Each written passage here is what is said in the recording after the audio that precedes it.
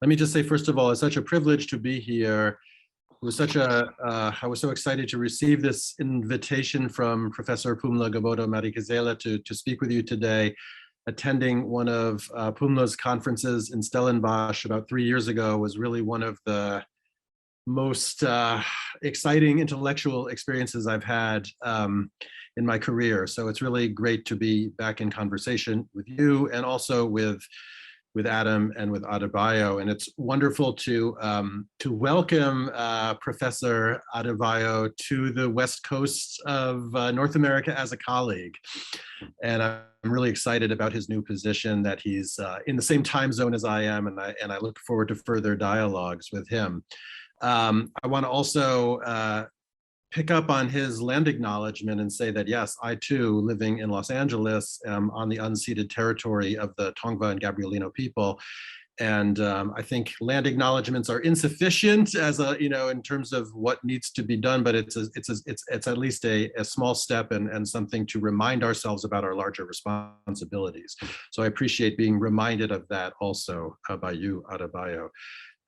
It's not easy to respond to that because it's so, it's already says so much that I would otherwise say. In other words, Adebayo has really, I think, gotten into some of the core elements of my thinking, or at least the way I think about my thinking. So I really appreciate that and want to say yes, I think, to most of what he said. I think what the sort of key points for me that you highlight, or among the key points that you highlighted, are a kind of desire to challenge absolutist ways of thinking, which when I think of it now, I think partly is an inheritance I take from Paul Gilroy and his critique of ethnic absolutism, as he calls it. That was influential for me early on, as well as other aspects of his thinking about the Black Atlantic, of course. That's obvious, I think, in my work. And then also this desire to move beyond dichotomy. I think that's also really crucial to all my work, as you've sort of helped me to see once again. And I think it does come in part from a training in post-structuralism when I was in college, especially in graduate school some years back. Post-structuralism and deconstruction, these were really key theoretical schools that, or clusters of schools that were very important to me, that I was brought up in a certain sense. So I think that's true. So this suspicion toward dichotomies definitely comes from my reading of people like Derrida. But I think it's also, there's an element that comes from my interest in Marxist theory as well, and a kind of dialectical approach to some of these sorts of questions that we're talking about. And so I think that my ultimately coming out of both post-structuralism and Marxism, as well as my encounter with Holocaust studies and post-colonial studies, I think that my primary intellectual commitments then are to comparison and relationality, or let's say comparison thought as relation. Comparison not as evaluation and hierarchy, but really as kind of understanding networks of concepts, networks of cultural works, geocultural areas, et cetera, et cetera. And I think then there are two sort of coming out of that critique of binaries and that commitment to relationality. I think my work tends to make two moves, or I'd like it to make two moves. One is the search for bridging concepts that cut across those binaries, and the other is a commitment to distinction and distinguishing. And that commitment to distinction, in distinction from binary oppositions, is something I'd say I learned from Dominic LaCapra and his work in trauma theory, right? So he was always himself very suspicious of binary oppositions, but also of a tendency that you sometimes see in post-structuralism or certain versions of post-structuralism to kind of drown out the possibility of making distinctions that don't turn into binary opposition. So I think we have to be able to distinguish without binarizing and opposing. In terms of this question of bridging, I think you really actually sort of went through the key categories quite nicely, but just to reinforce it, in the first book, Traumatic Realism, as an attempt to think across what I saw at the time as a binary within Holocaust studies, that I called realist versus anti-realist. In other words, the sense on the one hand that the Holocaust could simply be treated as any other historical event, or on the other hand, that the Holocaust was absolutized and exceptionalized as an event so completely outside of history that it couldn't be talked about in relationship to anything else at all. And so the concept of traumatic realism and the kind of methodology that I try to develop there was precisely to try to negotiate between these two poles, which have something to them. I'm not trying to refute them entirely. There are certainly aspects of the Holocaust that one has to treat like any other history, and I think that's important. And there are aspects that are in fact singular and particular, and we don't want to erase those either, but we need to find a way to kind of negotiate between them. And my notion of traumatic realism was one way of trying to do that. In multi-directional memory, as you say, it was an attempt to get beyond competitive notions of memory that were pitting different historical memories against each other.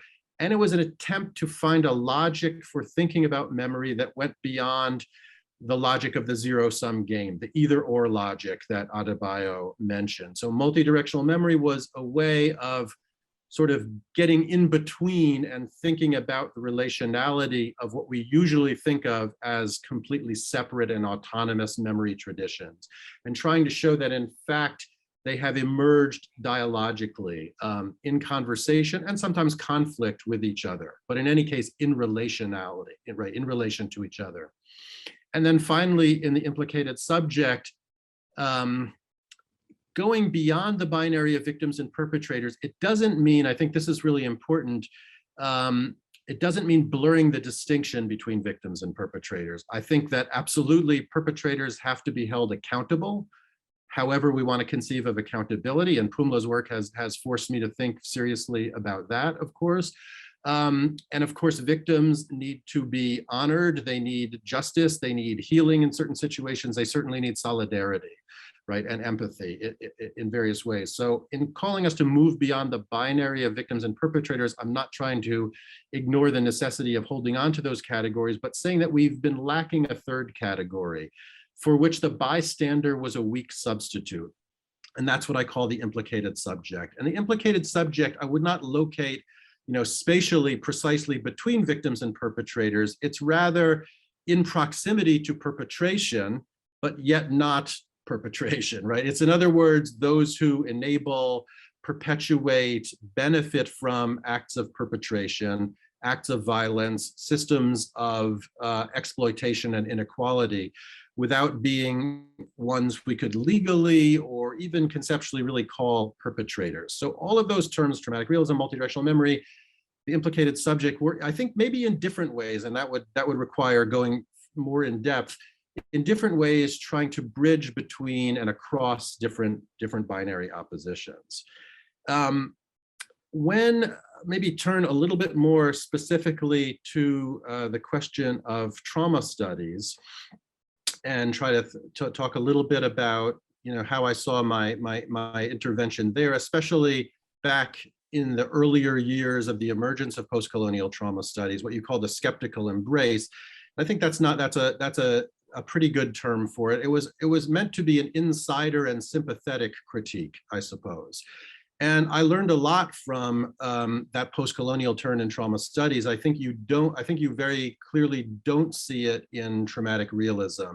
I think when I was writing traumatic realism, I was being also critical of some directions of trauma studies, but I think pretty much accepting the centrality of the event-based model, or the kind of accident model of trauma that you see, especially in the work of Kathy Carruth, and which I don't want to disavow at all because I think it's still quite important. But I came to see through the work of Steph Krapps and other people working with Steph that this was a sort of limited way of thinking about trauma, and that we had to, on the one hand, open up the category of trauma to recognize non-punctual forms, potential forms of trauma, insidious forms of trauma, structural and systemic forms of trauma that come out of repetitive, slow forms of violence, everyday forms of violence, which are not like the punctual event which is how we imagine the Holocaust, though I don't know that the Holocaust is actually that either, right? I think part of the problem with the event-based model is it doesn't always capture the things that we call events very well either. The Holocaust was a process that also unfolded over time, had lots of different dimensions. Experiences within it were very heterogeneous. And I think when we have a singular model of trauma, we don't capture that either, right? So not just the post-colonial types of experiences, but even that which was supposed to be at the center of trauma studies, I think was done a disservice by a certain singularity of a model of trauma there. So on the one hand, total agreement that we need to open up trauma, but here's where my commitment then to distinction comes in. Right, so I talked already about these sort of bridging across binaries, questioning binaries, now opening up trauma. But as we open up trauma, the other move that I made then, which I still think is really important, is that we don't attempt to subsume all forms of violence and suffering under the category of trauma. Right, we need to be able to situate trauma in a kind of alongside other forms of violence, alongside other experiences of suffering. So we need to be able to think about exploitation, as you mentioned, right, as something other than trauma, which it is. And that's, again, coming from a Marxist framework. We need to think about domination and power and the effects of those things without immediately translating them into the terms of trauma. Right, so I think that's, to me, that remains a really important move to open up the category, but also to try to think through its limits and to ask, where does it become something else, or where might a different vocabulary or a different methodology or a different theoretical framework be more useful than the framework that has emerged through trauma studies itself. But of course, I think these forms of violence also feed into each other. And so while I'm all for distinction and I'm all for avoiding binaries, I'm also, I guess, a third thing to say would be, I'm also really committed to thinking in terms of entanglements, right? And so something like climate change, as I say in the essay on trauma studies for implicated subjects, I don't think that climate change or climate crisis, as Rob Nixon might say, is best thought of, or at least first thought of, in terms of trauma, but it's absolutely clear, and you just have to read the news each day, that it produces trauma in the punctual form, right? That it produces floods, it produces fires, it produces all sorts of events that are likely going to be traumatic, even if its essence lies somewhere else. And we also need other tools to think it through. So I think fast, punctual forms of violence and trauma need to be thought together with these more structural and slow forms of violence. That we need to think about their entanglements, but we also need to be able to distinguish them conceptually and categorically. That leads to what I think is really probably the most important and challenging question that you asked, Adebayo, which is about hierarchy, right? How do we avoid hierarchizing different traumatic legacies? And obviously that's essential. And, you know, in my book, in multidirectional memory, especially, I'm trying to find a model, obviously, in which we can put different historical experiences of violence and trauma next to each other in non-hierarchical ways. But it's absolutely true that the world remains hierarchical, right? So there is something aspirational, maybe even idealistic, about that notion of multidirectionality as a kind of meeting of equals. And I think in the real world, that is not always the way it happens. So I think paradoxically, one of the ways that we avoid hierarchizing different traumatic legacies is precisely by keeping hierarchy at the center of our thinking, right? In other words, hierarchy not as whose legacy is more important than whose, or whose is more terrible than whose, or anything like that, but rather concrete material differentials of power, right, which mediate all of these experiences. And so I think in some sense we need to keep hierarchy at the center of our attention in order to overcome it, in order to disable it, something like that. We can't wish it away. We can't pretend it's not there, as I'm sure you are implying. At the same time, and here's sort of my, again, dialectical move back, one of my worries when I was first engaging with post-colonial trauma theory, and this is again something that you talked about because you covered so much, is the risk that in paying attention to those hierarchies of power and materiality, that we don't culturalize those hierarchies. In other words, it's very important to me that we don't associate certain forms of trauma with certain cultural formations, if I could put it that way. In other words, this is a little bit what I was trying to get at with what I was saying about the Holocaust earlier in terms of the event model versus the more structural, repetitive, insidious model. I don't believe that certain forms of trauma are locatable only in certain geographical contexts, right? In other words, event trauma can be found throughout the post-colonial world, just as insidious forms of trauma are found throughout the overdeveloped Western European, Euro-American, however you want to describe it, world.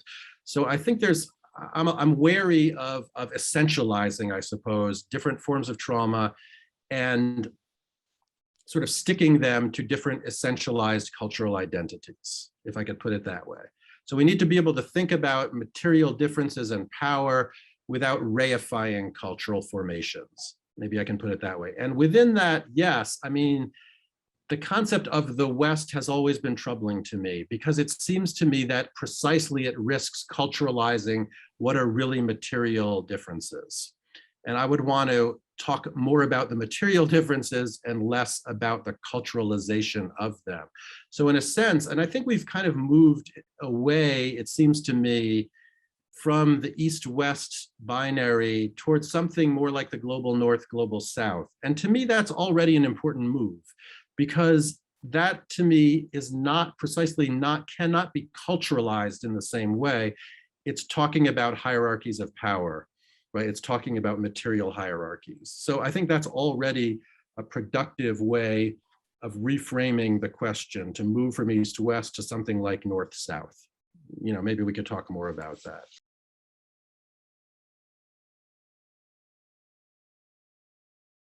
Okay, Adam's comments were so rich and so fascinating. I can definitely not do them justice in that amount of time. It would take a lot more time, but let me do my best. I was struck by your use of the word community, which is actually one that I have a little bit of an allergy to.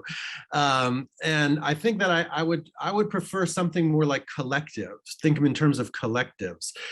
Because for exactly the reason that you mentioned in the example of the Jewish South African activists being ostracized from the community, it seems to me that community has, I mean, I don't think we can do without it, of course. I understand its value, but it also has that policing, disciplinary aspect to it, and I tend to associate it with certain homogenized notions, right, of belonging, right, of common being as opposed to being in common, right? So at least we have to distinguish between different forms of community.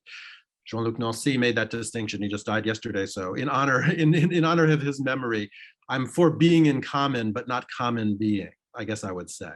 I don't know the Jewish South African scene well enough to say much in substance there, I think, but let me talk a little bit about complex implication and the Jews, as it were, which hopefully will address what you're talking about.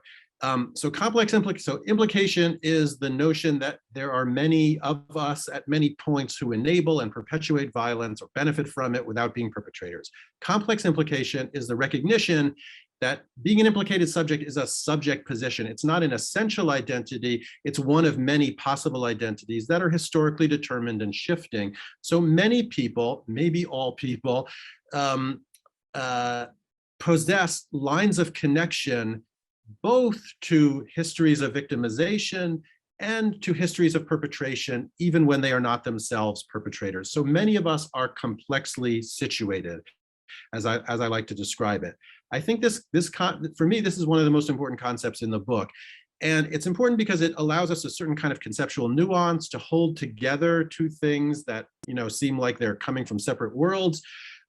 It's a recognition that the social, in fact, is complex, and we need to be able to conceptualize that.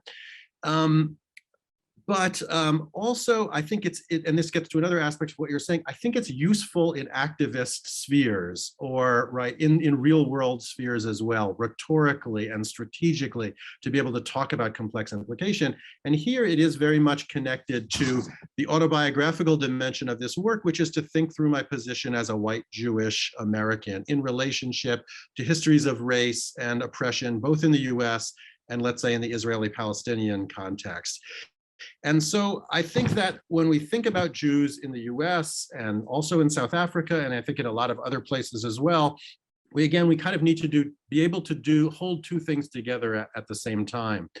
That the Jewish experience of the 20th and 21st centuries is marked on the one hand by cataclysmic trauma in the Holocaust, as well as ongoing anti-Semitism. We should not forget about that. But on the other hand, the becoming white or the becoming more securely white of Jews in many different contexts, certainly in the US context, as well as the emergence of a Jewish identified state that is itself a nuclear power and receives billions of dollars in military aid from my own country, the United States. So we have to be able to hold both of those two things together, I suppose. And I think that's because I think that's simply true, but also because I think it can be useful maybe in our discussions, let's say in our community, within the Jewish community. So that strategically, but also again, accurately, I think we can say to people, yes, we have a long history of suffering that we need to acknowledge, but we also have a contemporary experience of privilege and power that we also need to acknowledge. That privilege doesn't cancel out the trauma, but the trauma is also not an excuse for the power, right? In other words, we can't use that history of trauma to take away the kinds of responsibilities that we have in the present. So to me, that's both conceptually right and also rhetorically, I hope, potentially powerful. Because the time is scarce, I won't go into other examples. I don't think complex implication is only about Jews. There are other interesting examples involve racialized immigrants who immigrate into situations of, say, settler colonialism. I think Adebayo acknowledged this at the very beginning, and I think that's really important, right? What does it mean to occupy space that is still colonized, even if one is a racialized subject in the present, right? We need to be able to think those things together. What comes out of that is not easy because I think responsibility is not calculable in a straightforward way. But this at least provides us a framework for thinking about these sorts of different kinds of responsibilities, different kinds of positionings that many of us do experience. Let me jump then to your next question, which was about about Gaza Warsaw, since I know you want to talk about that. How do I want to address this? I think it's a really fascinating question, just to say that, okay, in South Africa, we tend not to look at the Israel-Palestine question through the lens of the Holocaust, as I think is definitely done in the US, is done in the British context, in Israel-Palestine itself, but rather through apartheid memory. And I think to me what that suggests is that there remains in our transnational world national specificity, national context that remain important, even as they're in dialogue with transnational spaces and transnational unfoldings of events. So just from the beginning, I think that's a really fascinating question. I think it's probably impossible, at least from my perspective, it's impossible to completely detach Israel-Palestine from Holocaust memory because of the historical proximity of the founding of Israel to the Holocaust, right? Zionism, of course, was much older, but there's some important connection there for sure. And because of the way in the decades since the founding, the question of the Holocaust and the question of Israel-Palestine have been woven together and evoked by all sides of this conflict, or however you want to describe it. So it's simply a fact that Israel-Palestine is associated with the Holocaust for better or worse, I would say. And in some ways, I think it is for worse. And in the Gaza Warsaw essay and now chapter in the implicated subject, I call for a decentering of the Holocaust in relation to Israel-Palestine.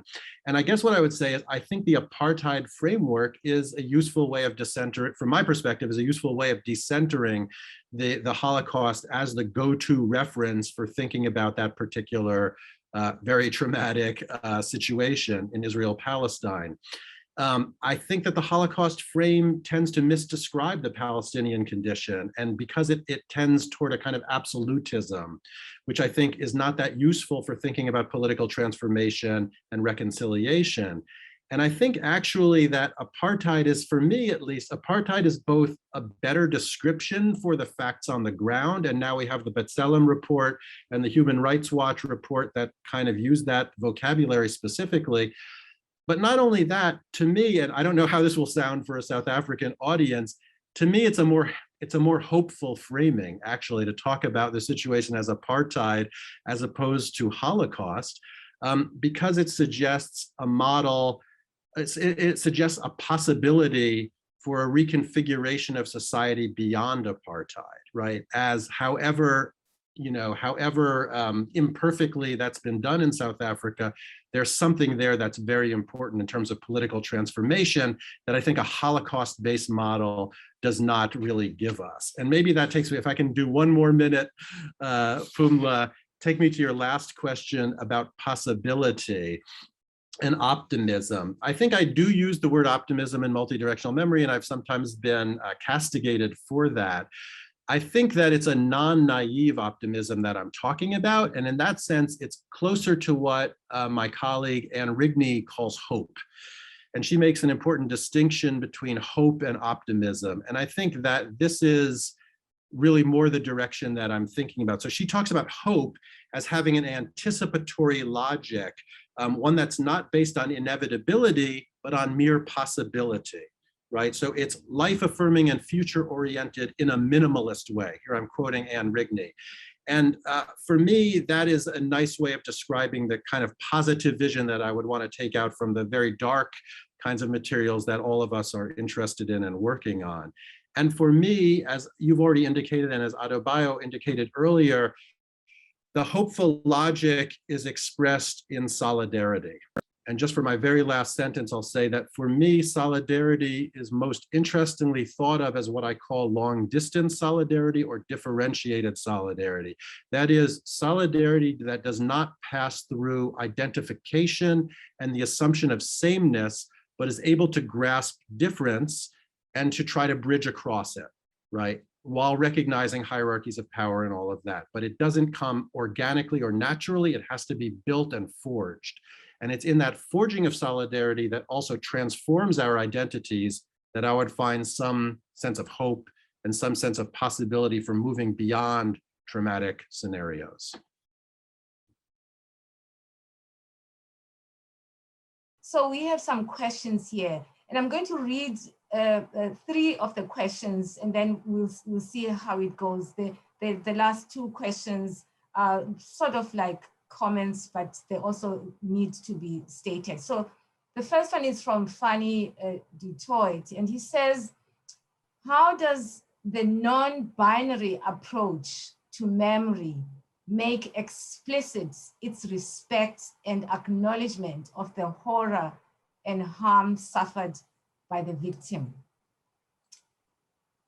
And then we go to a question by Steph, who is here. It's such a pleasure to see that you're here, Steph. And his question is directed at Adebayo. Adebayo, I would like to invite you, Adebayo, to elaborate on this thought-provoking claim that the concept of trauma is no longer useful once we are done decolonizing it. Why is that? And what, if anything, emerges in its place? What a great question, Steph. So then there is a question, actually, Stefan, I would like, before I read Stefan's question, I would like to tell you, Stefan, that we in historical trauma and transformation have been engaging with scholars in Russia precisely about this question that you are asking, which is the following. Within the context of totalitarian regimes, such as Nazism and communism, why is the research into the traumas and memories of Holodomor, deportations to Siberia, and the Holocaust not done in any integrated manner? In other words, why is this conversation not as visible as it should be? I would like, this is going to end soon, and while I have the chance, Stefan, could you please send us, or we will find a way of connecting with you, because we would like to follow up on this, just precisely because we are in collaboration with some scholars from Russia about these questions. So may I just put on the table those 3 questions and respond to them, and then there's 2 more that I will read later. Adebayo, can you start, please? Just because Okay. you're the first. Okay. Thank you so much, Prof. And thank you, Adam and Michael, for those interesting and very thought-provoking views that you both offered. I guess I'll just go quickly to Steph's question. And I think that Steph and I probably directly or indirectly have had this conversation, before. And the thing, let me first say that it wasn't a categorical claim. I think it was a question that I was posing. It was a thought that I think there is a possibility there. I'm not saying that that is the case, right? But at the same time, I want to say that first of all, I think that when I was also thinking about this, I think there is a significant difference between the term decolonize and post-colonize, if you can use that word, or even anti-colonial. So there are certain distinctions in these terms, and I think I use the word decolonize very deliberately because of because of what it means, which is to undo like colonial and received understandings. And if that is the idea of decolonize, then to decolonize trauma is to undo received and colonial and hegemonic understandings of trauma. And if that is the case, then and also, Steph, I think you've even written something about this. You call it disorder. We call it life, right? That was an essay you wrote, which is on a novel by Aminata Fona, who also kind of offers a different idea of trauma to us. That sometimes what Western understandings of trauma, to people who live in formerly colonized countries, those things are not trauma to them. They are life. So I think that what I was trying to point attention to is the like indigenous expressions of, and I think also in that essay, Steph, you the word you used is localized expressions of grief, of pain and vulnerabilities that are not necessarily traumatic in that in that sense that we all have come to understand it. So for me, I believe there is something in indigenous expressions of violence and response to violence and pain and vulnerabilities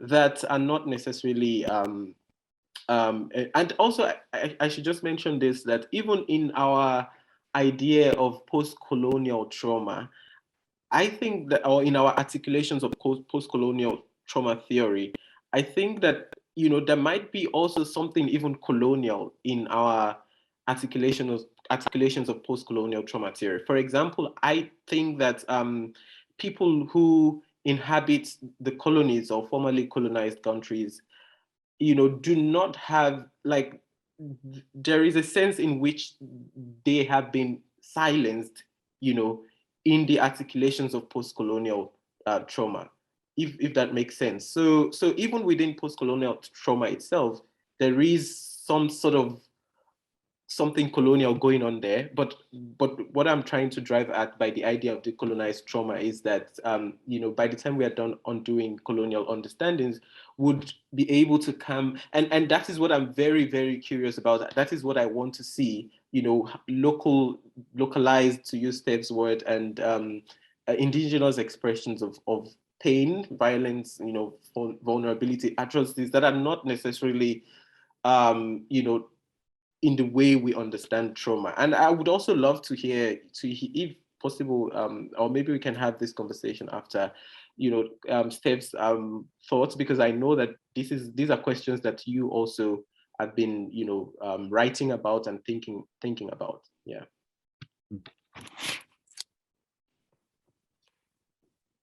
Please take the stage as you, as the spirit moves you. I mean, I think that was a really interesting answer from Adebayo and an interesting question. I didn't get quite to respond because of the time issue to that question that you had posed, Adebayo, about the relationship between the deconstructive and the decolonial, I suppose. I mean, I like what you just said, so I don't have a lot to add. I mean, it seems to me that deconstruction is a method of reading and analysis that can be put at the service of decolonization. And but I think precisely because it's deconstruction and not destruction, that the end result of that doesn't have to be the total erasure of the concept or the doing away with the concept, but that there is at least a possibility for a reconfigured concept to remain at the end, I suppose, a decolonized, deconstructed concept, I suppose, to arise at the end. So it doesn't seem to me there's a necessity there, and which I don't think you were also saying, of getting rid of it, but there are possibilities for new forms of understanding that could emerge. In terms of the first question, which I thought was really an important one, about how the non-binary approach to memory can avoid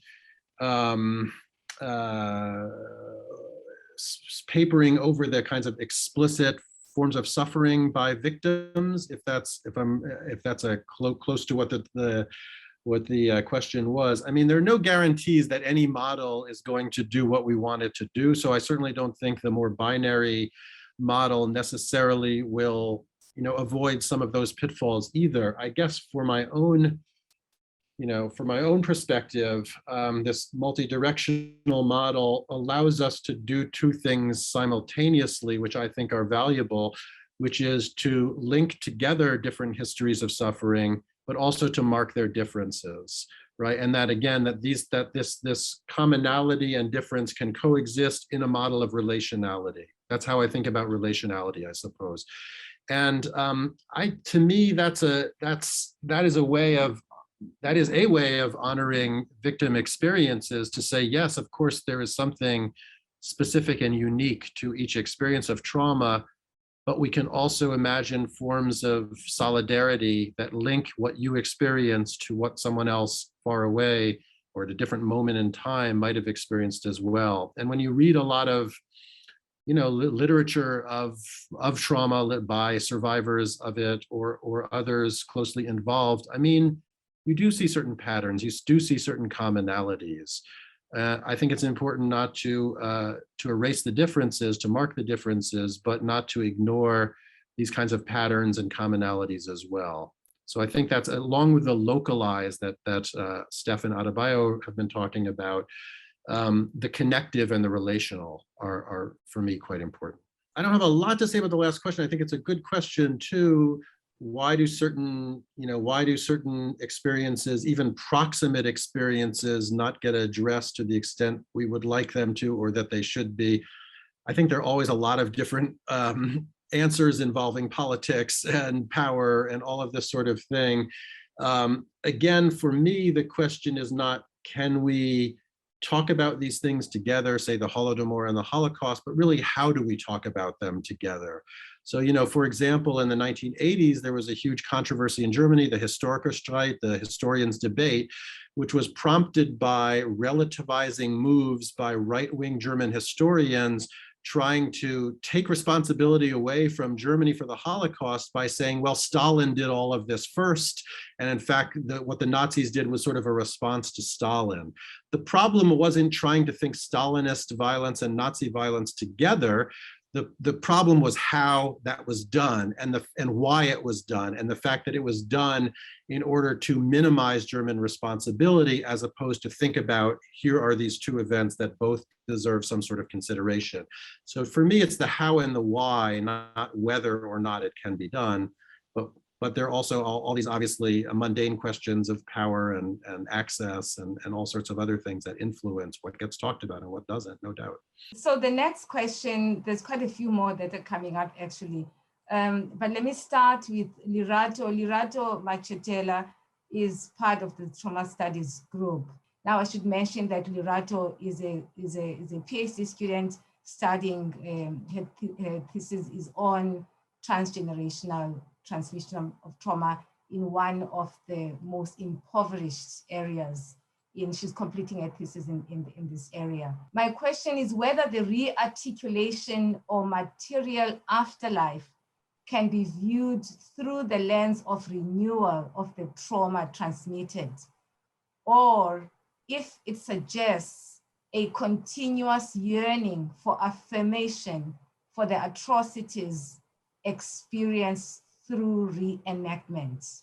So the next question is from Graham. I asked Graham to clarify, also he's reading, Graham Falcon is reading Wach Belong's book, and uses the concept of alienation to bridge the psychological and social dimensions of understanding trauma. So his question is, can this concept of alienation, does it work as a bridge between the psychological and the social dimension of trauma? So those are the two questions that I would like to present to the panel. So over to you, panel. These are really rich questions, and ones that probably would benefit from, more dialogue than is possible in some ways in this medium, because I think there's a lot there. In terms of the first question from Lerato, the transmission question, I think that this material afterlife, can certainly be thought productively as a renewal of trauma. I think it's both.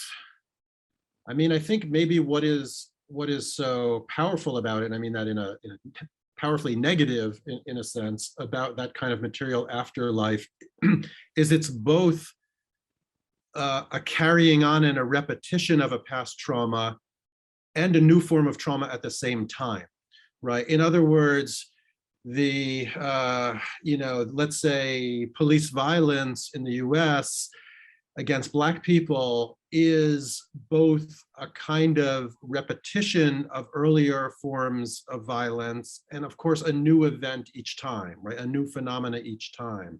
And it's somehow the layering of past and present traumas, as well as the ones in between, because it's a somewhat continuous chain of things over the last 150 years since emancipation.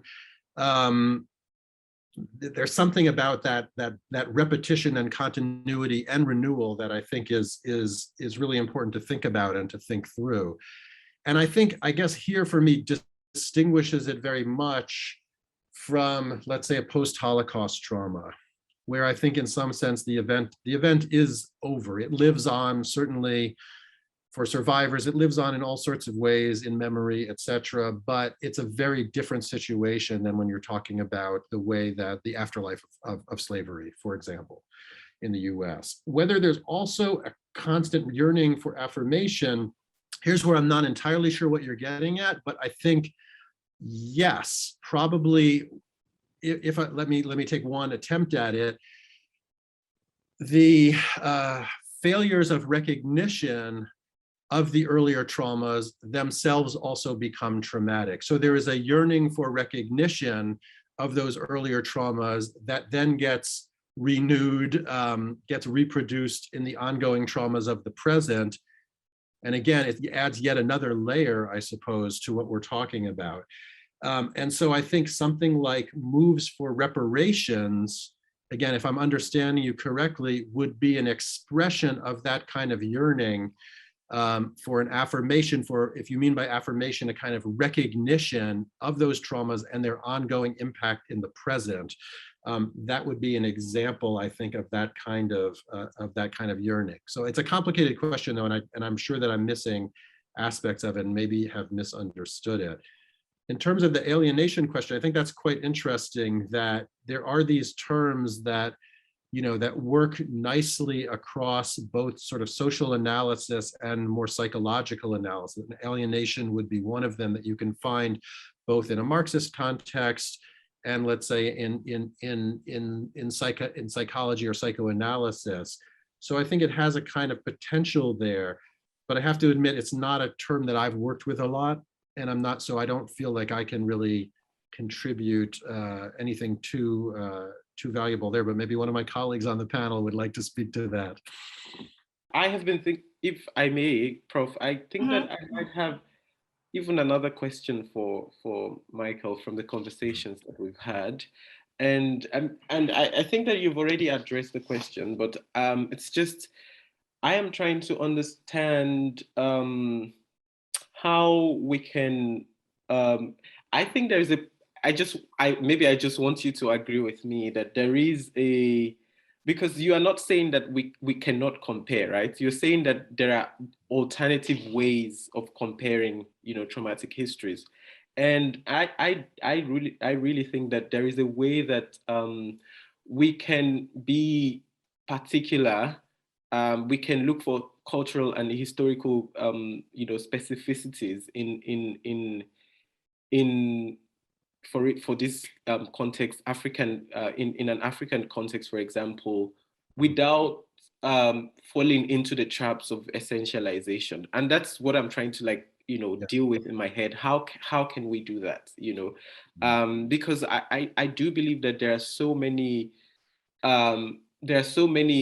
things that are yet to be said about the way people, for example, in Africa, experience trauma or do not experience trauma, right? I feel there are so many things that are yet to be said. So how can we say this thing with a specific focus, on this context, without essentializing, and also to bring those kind of conversations to the center, not at the periphery, because currently they seem to be at the periphery of these global south, global north conversations. And even within the global south, there is there are some kinds of silencing and even erasures within the global south itself. So that is something I'm thinking about. And then the other thing I'm thinking about is also just the experience of, and this brings it home, in the, let's say in the context of South Africa,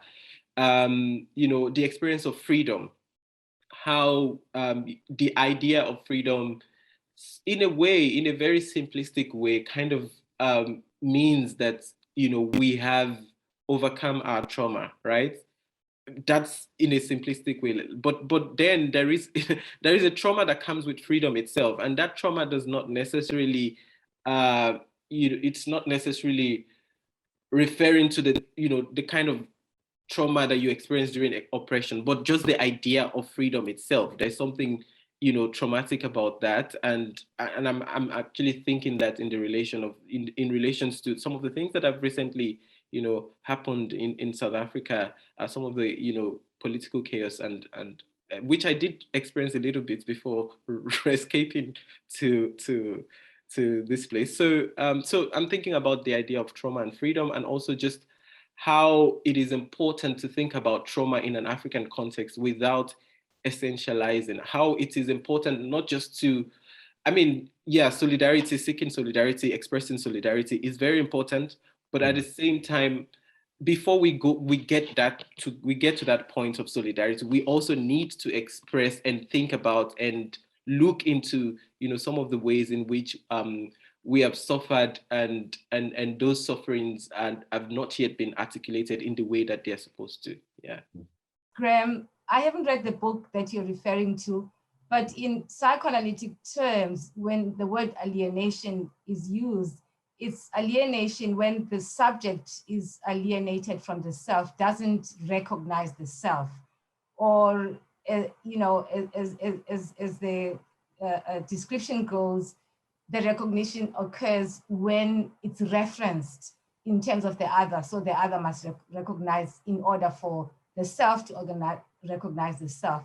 So I'm not sure how it's used in the book, but there is that issue of recognition, non-recognition of the self and the alienation from the self that often occurs also, with trauma, with kind of overwhelming sense of trauma or loss of power, loss of agency, really. So that's what I would say, Graham. Unfortunately, I've not read the book, but I just wanted to respect you and your question and to say that rather than, for it to be packed away.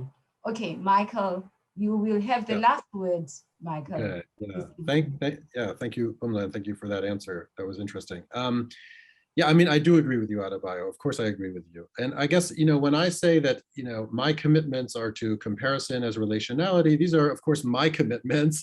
And I'm not suggesting that everyone has to adopt them. I mean, I would also say that for me, this notion of comparison as relation comes out of an appreciation of the particularity and singularity of particular texts, of particular contexts, right? So it was sort of digging in writing multidirectional memory, it was sort of digging into Du Bois's experience in Warsaw or the context of the Algerian War that led me then out into a comparative relational kind of approach to the questions that were being introduced there. So it wasn't like I was coming from outside and saying, okay, now I'm going to compare.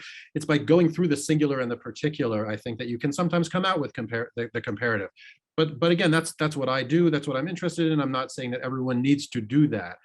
And I certainly think that, and I totally take your point that there's a need to articulate first these specificities and these particularities of various African experiences of suffering, of violence, of colonization, and of the traumas of freedom as well, as you say. And I think that you can, and I guess I would be slightly, prescriptive. I think you can and you should do that without essentializing, right? Because I think as you look into particularities, what you realize is that particularities are not essentialities, right? Are not in fact essentialist, but are historically constituted, right? And so there's a kind of digging into particularity that leaves us with, that I think leaves us with a complex understanding of that specificity and particularity, and which I suspect will always also be relational, right? That particularities are going to be in relation to each other in any context, including the African one. And so essentialism is, I think, a risk that one runs, but that one can also continuously sort of work against or work to question as one articulates those kinds of dimensions of the work. So yeah, I mean, yeah, I think the point is a really important one. And yeah, thank you all. This is really, there's a lot more to talk about, obviously, and I hope that someday we'll be able to do it in person where we can really have full exchanges. We've been talking a lot about that, and thank you so very much, Michael. Thank you to you, the audience. Some people, of course, have left because of time issues, but we so appreciate the questions. We appreciate the two of you who have opened up the conversation for us, and there's lots more, even opening more questions for us. I'm personally, as well as collectively within our research center, we are interested in this question of transgenerationality, and transmission. And I was really very glad to hear the discussion by yourselves and some of the ideas that coalesce with the way that we are thinking about transgenerational transmission. And I think it's a subject that we will and we should return to at some point. So thank you very much to you all. Thank you to the audience. We really appreciate your coming today. And for those of you who are coming again, lots of comments on the site and people remarking about how rich the conversation has been. We will send the speakers some of the comments. Interesting, yeah, I mean, everyone says something about each one of you, so I really shouldn't even start to read any comment, but they are there and we will share them with you. So thank you very, very much for this engaging conversation and really fascinating conversation about something that is at the heart of our work here in our center and in our country, and so important as well. So we will close the session, and the way we close it is by you saying goodbye and exiting while the panel remains. So thank you again to all of you. Everybody.